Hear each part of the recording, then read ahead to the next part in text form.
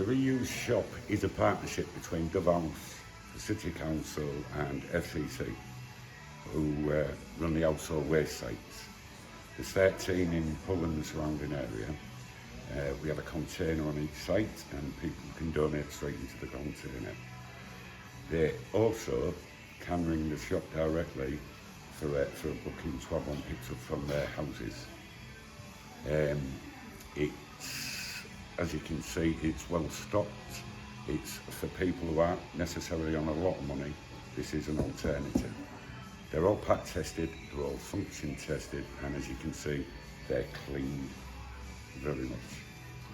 We sell, right, I'll go through the list. We do microwaves, dryers, dishwashers, washing machines, fridges, freezers, fridge freezers, basically. All household appliances. Well, originally it was on Marfleet Lane, and to be fair, the footfall was very low.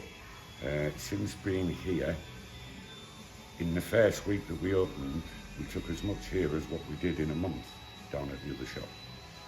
And we are busy, really busy. We've got plenty of people who come back, repeat customers. Well, just if anybody needs a bargain, believe me, we don't let anything go out the door that we're not sure about. Everything is thoroughly tested.